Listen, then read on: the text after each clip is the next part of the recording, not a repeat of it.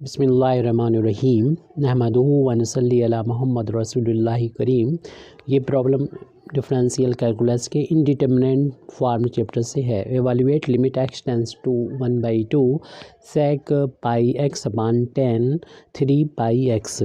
तो इसको इस लिमिट को एवेलुएट करना है तो सबसे पहले तो हमें चेक करना होती है कि इसकी फार्म क्या है, यानी हम x की वैल्यू रख के फंक्शन में जो जिसकी लिमिट निकालना है वो चेक कर लेते हैं उसकी ये कौन सी फार्म बन रही है। तो 10 3 पाई x, तो हम लोग क्या करते हैं रफ पे ये काम कर लेते हैं और फिर इसमें फिर में शॉर्ट में लिख देते हैं कि कौन सी फार्म है ये। फिलहाल हम यहाँ पर न्यूमरेटर में लिख रहे हैं x की जगह पर 1/2 लिख रहे हैं। तो 1/2 अगर x यहाँ रखेंगे तो क्लियर सी बात है ये x बार 1/2 रखने पर sec π/2 हो जाएगा। sec π/2 की वैल्यू अगर आपको नहीं याद है तो कोई बात नहीं, sec की वैल्यू होती है 1/cos।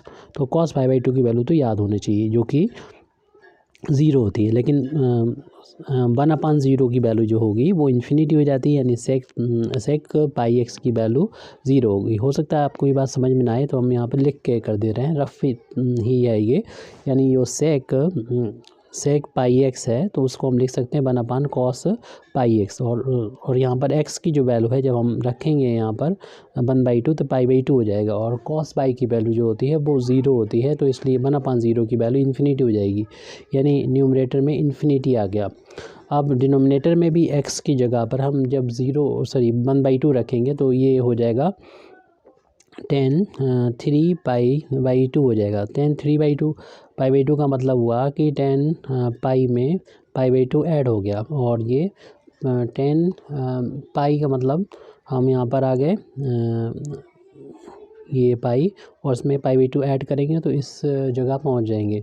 और ये जो होता है तो चेंज नहीं होता है, यानी 10 पाई लिखा है तो इसकी वैल्यू हो जाएगी वो 10 आ जाएगी, जो भी एंगल लिखा है π/2 के बराबर। और जो कि प्लस है, और अगर पाई में प्लस करते हैं तो थर्ड में पहुँचते हैं और थर्ड में 10 प्लस होता है इसलिए प्लस का आएगा, यानी 10 π/2। और 10 π/2 की वैल्यू हम लोगों को याद होने की इन्फिनिटी होती है, यानी डिनोमिनेटर में भी इन्फिनिटी हो गया 10। अगर यहाँ पर बात समझ में नहीं आई तो हमने फार्मूला ये लगाया है कि 10 पाई प्लस थीटा जो होता है वो याद कर लीजिए कि 10 थीटा ही होता है। अब बात क्लियर हो गई होगी, पाई प्लस थीटा की जगह पर π/2, यानी पाई प्लस थीटा मतलब 10 थीटा होता है तो 10 π/2 होगी, और 10 π/2 की तो वैल्यू इन्फिनिटी होती है, हम लोगों को याद होती है। तो फार्म इन्फिनिटी अपान इन्फिनिटी होगी। आपको मालूम है जब फार्म 0/0 हो या इन्फिनिटी अपान इन्फिनिटी हो तो डीएल हॉस्पिटल रूल को हम अप्लाई कर सकते हैं, यानी l'Hopital रूल को अप्लाई कर सकते हैं।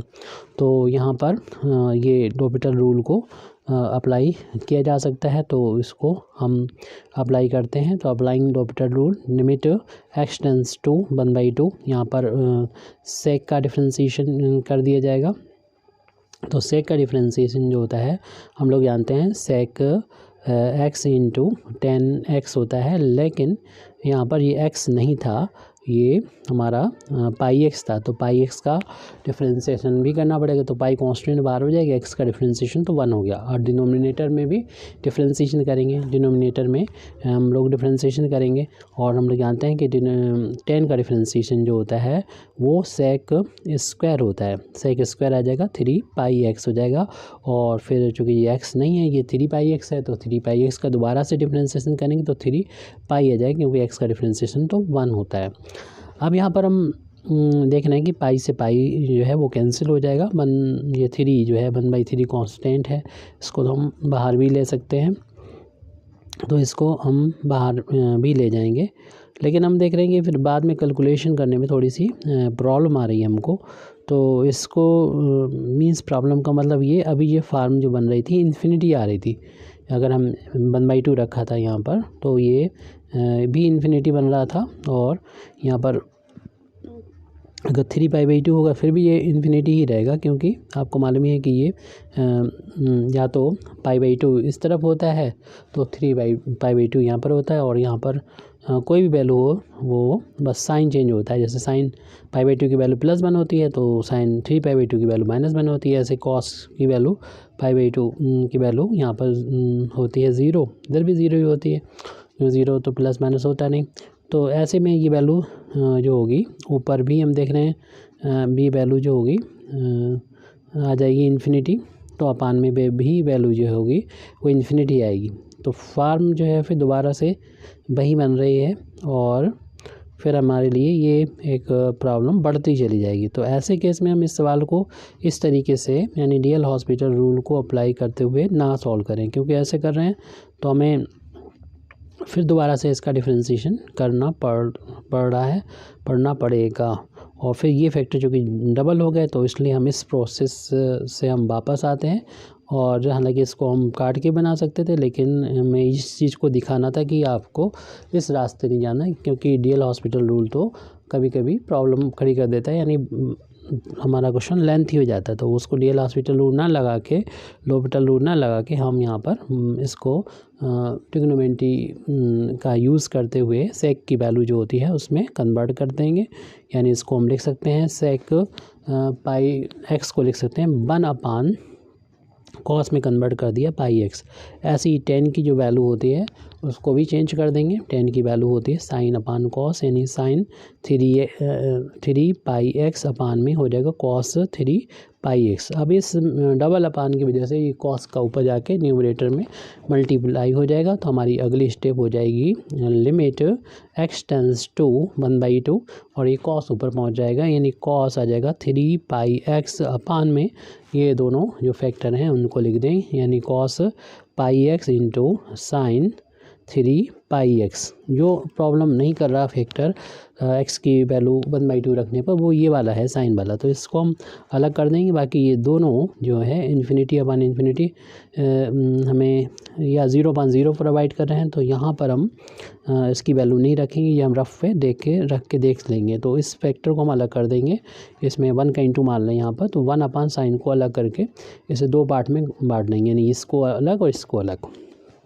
ऐसे ही लिमिट की जो प्रॉपर्टी होती है उसका यूज़ करते हम लोग कर सकते हैं। तो इसको हम जो प्रॉब्लमेटिक है उसको हम अलग कर देते हैं।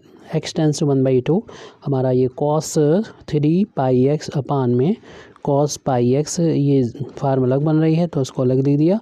और ये फार्म कोई प्रॉब्लम नहीं खड़ी कर रही है हमारे लिए, तो इसको हमने अलग कर दिया 1 अपान में साइन 3 पाई एक्स। तो इसमें हम क्या करेंगे, इसी को सॉल्व कर लेते हैं। अब इसको हम सॉल्व नहीं कर रहे हैं क्योंकि आगे हमें फार्म दिखा देंगे, हालांकि हमने रफली दिखा सकते थे लेकिन अभी दिखा नहीं पाए, इसलिए हम इसको एज इट लिखा रहेंगे कि इसको हमने क्यों छोड़ दिया। और इस पर हम लिमिट हटा दें और जहाँ पर भी हमको नज़र आ जाए एक्स, वहाँ पर इसकी वैल्यू यानी 1/2 रख देंगे। तो ये तो कांस्टेंट हो गया, इसमें एक्स नहीं है तो इसको हम लिमिट से बाहर भी लिख सकते हैं, यानी 1 अपान साइन 3 पाई/2 इस तरीके से लिख देंगे और लिमिट सिर्फ इस पर ही लगेगा। और अब हम इसके फार्म के बारे में बता देंगे। कॉस 3 पाई एक्स अपान में कॉस यहाँ पर पाई एक्स है और एक्स बराबर 1/2 रखने पर आपको मालूम ही है कॉस 3 पाई/2 हो जाएगा। कॉस 3 पाई/2 का मतलब जैसे कि अभी हमने देखा था होता है पाई प्लस का पाई/2 होता है, और पाई प्लस अगर होगा तो ये हमारे थर्ड क्वाड्रेंट में जाएगा, और पाई अगर होता है तो आपको मालूम है चेंज नहीं होता है, रहेगा तो कॉस ही पाई/2, लेकिन इससे पहले थर्ड में कॉस माइनस होता है तो माइनस आ जाएगा, और कॉस पाई/2 की वैल्यू 0 होती है। तो ये प्लस माइनस चूँकि होगा नहीं 0 से पहले 0 ही रखें, तो न्यूमरेटर में हमें फार्म पता चल रही न्यूमरेटर की क्या होगी 0। डिनोमिनेटर की भी देख लेते हैं, और यहाँ पर आकर हम रख देते हैं कॉस पाई एक्स में एक्स बराबर 1/2, तो पाई/2 हो जाएगा। कॉस पाई/2 की वैल्यू 0 होती है। इस तरीके से हमारी डिनोमिनेटर की फार्म भी पता चल गई 0, यानी फार्म 0/0 है। अब यहाँ पर डीएल हॉस्पिटल रूल लगाना बेहतर रहेगा, और इस दर तो आपको मालूम ही है, इसको हम इस तरीके से भी लिख सकते हैं साइन पाई प्लस का पाई/2। डायरेक्ट भी आप इसकी वैल्यू को -1 लिख सकते हैं, अगर नहीं पता तो इसको इस तरीके से बांट लेंगे। और यहाँ पर हम मेन काम कर रहे हैं कि डीएल हॉस्पिटल रूल को अप्लाई कर रहे हैं, यानी न्यूमरेटर को भी हमें एक्स के रिस्पेक्ट में डिफ्रेंशिएशन करना है और डिनोमिनेटर को भी। तो यहाँ पर cos 3 पाई एक्स है, इसको डिफ्रेंशिएशन करेंगे तो cos का डिफ्रेंशिएशन माइनस का होता है 3 पाई एक्स, लेकिन ये x नहीं था इसलिए 3 पाई एक्स का डिफ्रेंशिएशन और करना पड़ेगा। 3 पाई कांस्टेंट है, x का डिफ्रेंशिएशन तो 1 हो गया। ऐसे ही डिनोमिनेटर कर रहे हैं, cos का हो गया, cos का डिफ्रेंशिएशन माइनस का साइन पाई एक्स हो जाएगा, लेकिन फिर ये x नहीं है, ये पाई एक्स है, तो पाई एक्स का इंटू पाई बाहर हो जाएगा, x का 1 हो जाएगा, माइनस से माइनस कैंसिल हो गया, पाई से पाई कैंसिल हो गया।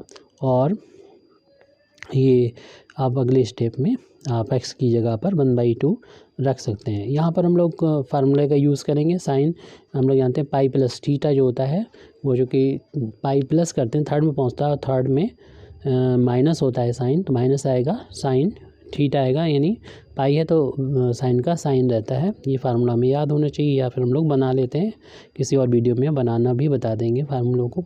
तो ये वैल्यू माइनस के साइन इस फार्मूले के अकॉर्डिंग माइनस का पाई/2 हो जाएगा।